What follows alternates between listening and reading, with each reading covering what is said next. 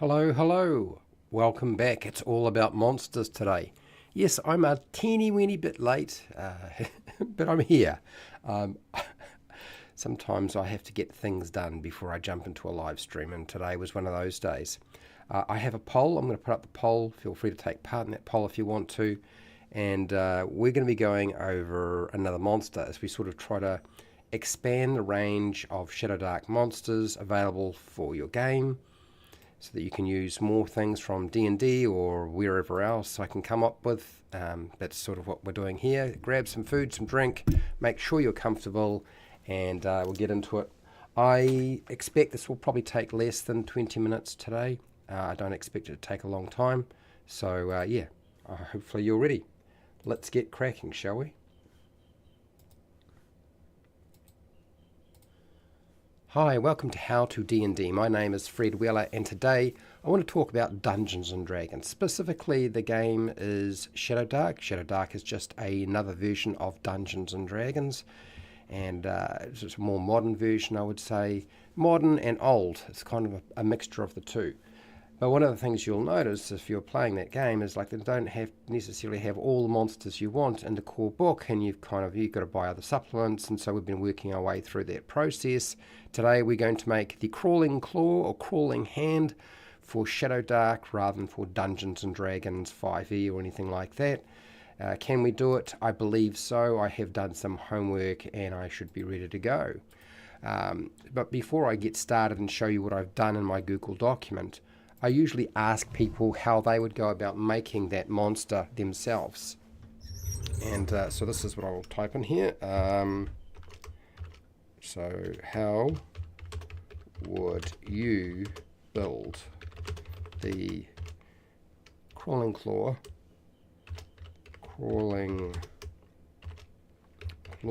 for Shadowdark RPG? And I think we need to put in stat block because that's what we're talking about here. Stat block. Okay, so that is my question to you. So now that we've done that, I'm going to drink some water. Put a lozenge in my mouth because I'm a little bit rough. And I'm going to show you what I've got. Now, I did a little bit of work just before I started the live stream as well. It literally took me just a minute or two because I noticed something that I had left out. And I was like, okay, I probably need to include that because it makes a lot of sense. I hope it makes a lot of sense. Anyway, here is what I have for you today. This is in conjunction with AJ Pickett, by the way. For those of you who don't know, you'll find a video to the lore on the Crawling Claw below. In the description. We're not going to go over the monster lore for this creature. We're going to go straight to the stat block, and here it is. So Crawling Claw, I've just put here hand, let's just say undead hand, another name for it. Okay, a single clawed decaying green hand that walks on its fingers. And in terms of what else we put with it, I haven't added anything else. I've just given you a description. Okay. The first thing we need to do is determine its monster level. And there are 0 level monsters in Shadowdark. I'll make that clear. You can make a 0 level monster in Shadowdark. What I would say, unfortunately, I think it's a complete waste of your time. If you're making a 0 level monster, don't bother making it. Just so you have a thing and it's not something you fight. Or if they do fight it, your player characters do fight it, it gets dispatched without even having to roll dice. It's a complete waste of your time. I know that they do exist. You do have 0 level and really, under challenge rating 1 for 5e, for example, they have stuff that's really low. But if you're dealing with something as low as that, it's not a combatant. Just don't bother making it. It's a waste of your time. So one of the things I found with 5e, in terms of the Crawling Claw, in terms of the monster level, they have marked it down as being a 0 challenge rating. Really? That's what we're talking about? 0 level? Okay. So I went to AD&D because I often go to AD&D or basic, but mostly AD&D. And I was having a look at the monster level for this crawling claw. And what I discovered was under hit dice, it doesn't actually give you the number of hit dice. In the area or the section that says hit dice, it actually stipulates that it's 2 to 4 hit points, which means it's essentially 1 hit dice, if that. So I thought, okay, well that sort of means we're really looking at a level 1 monster for Shadowdark then, based on that information. It's really, you know, they haven't even stated that it's got 1 hit dice. It's just stated 2 to 4 hit points. So it's not a huge, I mean, it's probably only a huge threat if it's in large numbers, or it's got a, you know, a story aspect to it. So to make it worthwhile, I've made it level 1. So that's the easiest way to deal with that, I thought. So level 1 is why I've put that there. The next thing, in terms of its alignment, most undead are considered to be evil or chaotic in some nature. And the Crawling Claw in AD&D is actually neutral, so it doesn't have an alignment. And if you look at 5e in terms of its alignment there, I think it is it neutral as well? It is neutral. Neutral evil. Now I could go with 5e or I could go with AD&D. And in this case, since it said neutral and then neutral evil, I'm going to go with neutral. So that it's not necessarily an evil thing. I am more inclined to go into the line of it's an evil thing because it's an undead. Do I feel that way? Yeah, nah, let's change it back. I'm just going to make it evil. It's a crawling claw. It's evil. Okay. Next, we need to determine its armor class. We can't do that from AD&D because it's descending. It's a different system. So we're going to have to look at something like 3.5, which I'm not going to look at because that would actually probably cause you more problems. 4e you can't use, but 5e you can. And the armor class for the Crawling Claw in 5e is 12. And since Shadowdark is a bound accuracy system mostly, and 5e was attempting to be bound accuracy, at least the monsters are, we can go with the idea of 12, as long as our dexterity modifier is the right number. And usually armor class is determined by 10 plus whatever your dexterity modifier is, and you might be wearing armor, you add that on. You might have a natural armor bonus because of some sort of protection, which a Crawling Claw doesn't have. So 12 seems to be a reasonable number as far as I can see. Okay, so that's where I got those numbers from. And then we need to work out their ability scores or stats. In this case, they're usually called stats in Shadowdark. We don't usually put down the score itself, we put down only the modifier. And since that's another thing you're not really going to get from AD&D, you might get it from 3.5, you might get it from 4e. 4e again I would steer away from when you're trying to do this, but we can take it from 5e because there are some ability scores and modifiers here. So in 5e, 13 for strength, which is a +1, so that's fine, put +1. Dexterity is a 14, it's a +2, so we'll put in +2, that's fine. None of these really that important as far as I'm concerned. Constitution is an 11, so that's a 0. That's probably about as low as you want to go in terms of Constitution with any type of monster, by the way. Whether it's Shadowdark. I mean, Shadowdark really doesn't use negative modifiers in Constitution. But 0 is perfectly fine. That means it's kind of average. And then intelligence is a 5, so that's a -3. Okay, so we've got -3 for intelligence. I'm fine with that. Wisdom is a 10, so it's average, so it's a +0 for a modifier, so we'll put that in. And then charisma is 4, so it's not very charismatic. So before that's a -3. Okay, so we've got all of our numbers. Now we need to just check that against our table to see if we're in the right ballpark for a monster like this. So what we do is we go to this table here. This is available on my Patreon in the free tier. You can download it, doesn't cost you a thing. There is also a table for creating and making your own 5e monsters for 2014 or 2025. So you can go get that under the free tier. So what I do is I look at level 1 monsters. There we go, that's what we're after. the first thing we need to make sure is, are our stats in the right bracket? So the lowest I can go is a -4, and the highest I can go is a +3. Well, clearly I'm not outside of any of that. I do have some -3s, but no -4s. So actually that's fine. Armor class. Armor class in this case can be anything from a 7 through to a 15. I've got 12 for the armor class of the Crawling Claw, and it's got no natural armor, it doesn't wear armor, and we're just using the dexterity bonus or modifier added to 10, which comes out at 12. That's fine too. Okay, cool. Now, hit points for any kind of monster. How do we determine them? Well, here's the thing. All monsters use a D8 or an 8-sided dice for determining their hit points, which means when you're calculating it and making the stat block, you use 4.5, which is the average. You multiply that by the monster level, and you add the constitution modifier. In this case, because we're dealing with a monster that's such a low level, 4.5 times 1, which is the monster level, is basically 4.5. It's the same thing. We're not going to get a different number, are we? The constitution is 0, so we're not adding anything. So it's 4.5. We don't write down 4.5, we'll round it down, so it becomes 4, which is why the hit points is 4. Done. That was easy enough. And does it fall into the parameters for hit points on a monster? Yes, it does. See, at level 1 monster, anywhere from 3 to 8, and average is being 4. So this is a very average monster, really. Okay. I know it's tempting to look at a monster and say the size of the monster should determine how tough the monster is in terms of hit points and so forth, but that's not really the case.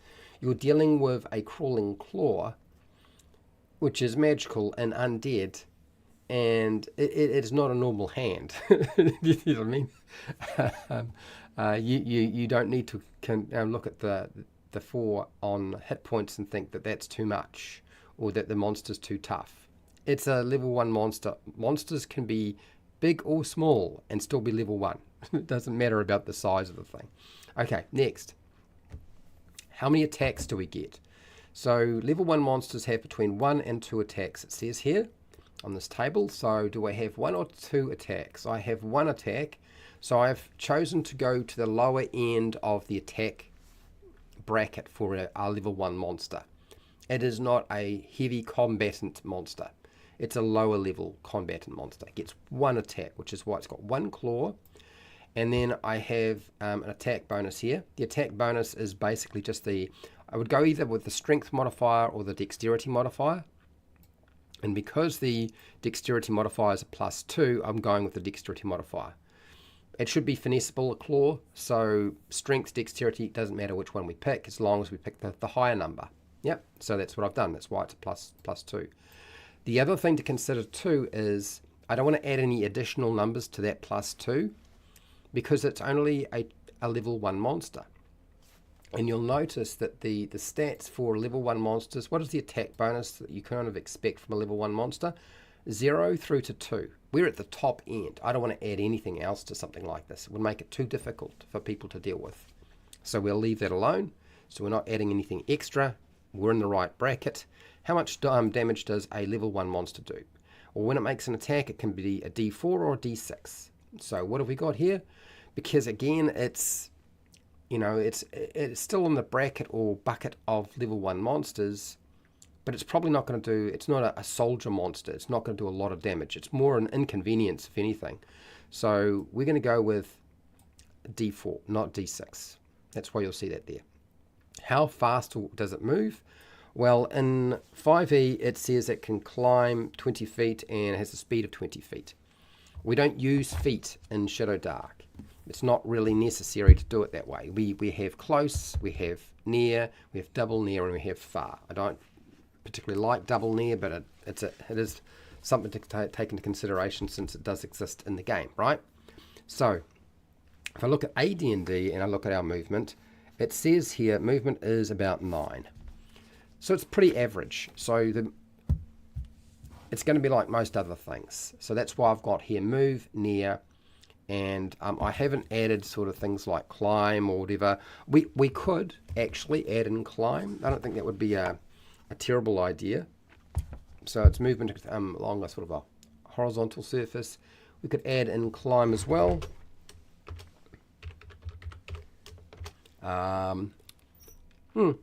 Yeah, why not?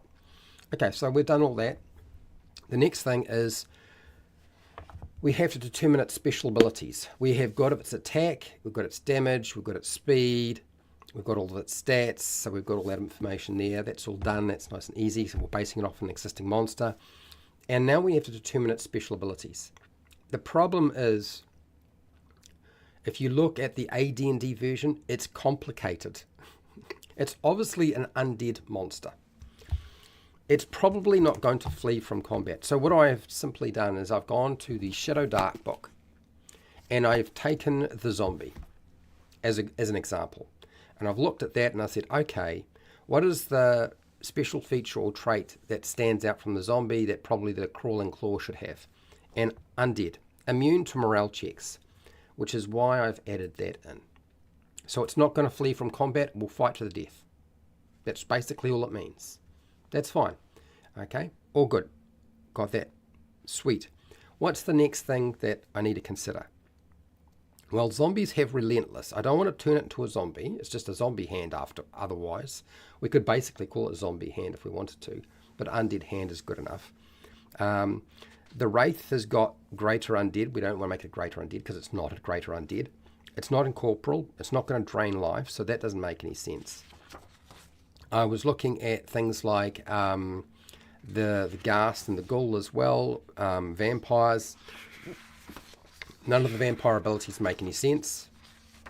And so we wind up looking at the G section to sort of see if we can fill out and decide exactly what we want to do with this thing. It's not a ghost, so none of that stuff makes any sense. Possessed, life drain, incorporeal. And then we have paralysis. Well, this shouldn't paralyze you. It's not something that gets it's going to paralyze you. That's the Ghast and the Ghoul. That's what makes them them. So I'm like, okay, so how can I make it other than it just have undead immunity to morale checks? What else can I do? And so I was looking at the 5e version of this, and it has immunities, damage immunity to poison. Okay, I get that. Condition immunities, charmed, exhaustion, poisoned. I was like, oh, there's a couple there. And then I was thinking about some of the other stuff. It's got here turn immunity. The claw is immune to effects that turn undead. So what we will do is we will here put in immune to morale checks and turn undead. Well, that makes it a little bit different. Even though it's a low-level undead, it seems to be very resilient to being turned. Why is that? So I went back and I have a look at AD&D, and my head exploded. Looking at AD&D, I started to realize I had ventured into a realm of complexity that I did not want in a crawling claw. It has some good ideas, but it did give me an answer to what I needed to try and do with this thing. So I've got to take my glasses off. Sorry about that. So I'm reading through here, and Crawling Claw, it talks about how it detects stuff, how it attacks. Really, the way that it attacks, as far as I'm concerned, is fine. We're not going to muck around with that. We'll leave that alone. And then in some cases, Claw are instructed to attempt to strangle garrote. So those are very specific things. The GM can deal with that. I'm not dealing with that in the stat block. We get down to the Claw. Claws are immune to any form of death magic. Okay. Or raise dead. Okay, spells. Although a resurrection spell renders them immobile for a number of turns equal to double. That's too complicated to put into a stat block. Claws have the same resistance to charm, sleep, hold spells that undead do. Okay, so now that we've got some resilience to magic and specific magic, but claws are not subjected to turning, control undead spells, or damage by holy water. Okay, we're getting very, very specific. Cold-based spells, blah blah blah, make them brittle. bloody, bloody, blah. Edge weapons inflicted only half damage on claws. All magical weapons causing damage as if they were non-enchanted. And I'm like, holy Toledo, I cannot build that into a Shadowdark monster without being laughed away. So this here is taking on a different aspect in 5e to AD&D. So let's backclaw that and leave the turning thing away. I think maybe that was just gone a bit too far. And I decided to add in this. Only damaged by magical sources. That's it. Whether it's a spell or it's magical weapons, I'm just going to put that. Because there's no way I can build in all of the different things that are here. It's just too much. It's too complicated. And yeah, whatever we've got here in 5e is probably not going to work. So to keep it simple, I just went with impervious. Only damaged by magical sources. Why? Design-wise, just to keep all of the complexity and silly nonsense from 5e and AD&D a little bit easier to manage, frankly. That's why I did it. Okay. Anyway, let's go and have a look and see what people have to say. One hit die, nimble. Well, if it's one hit die for a claw, it would be a level 1 monster, so we got that right. Nimble, I don't know what you want to do with nimble. Blind sight, no eyes. We don't have to stipulate that sort of thing. It's unnecessary. Remember, all monsters can see in the dark, and this monster clearly doesn't have eyes, so we don't need to worry about stipulating that stuff at all. So good to know, but I don't think we need to worry about. That would be what you would do in 5e, is you'd stipulate every nuance under the sun, whereas in Shadowdark it is not necessary to do. Tends to show up in pairs, multiples of 2, because of the necromancer gets 2 hands per body. Fair enough, makes sense. Okay, I'm going to end this poll, and I think we only had one person voting today. We did. Do you use crawling claws or hands in your game? Yes, from one person. I suspect that's Fred Huber. Okay, I am going to be back next week to do another monster. I believe it's the Yeti. I'm slowly but surely making my way through all of the traditional monsters that you're kind of used to in Dungeons and Dragons that didn't make it to the Shadowdark core rulebook, which is kind of the plan, and I intend to continue to do that. Yeah, at least for the rest of the year, probably next year as well. I know that the live streams don't get a lot of views, but the entire point of this is to build them, make them, show you how to make them so you can go and do that stuff yourself. Go download that document off my free Patreon tier and make your own monsters.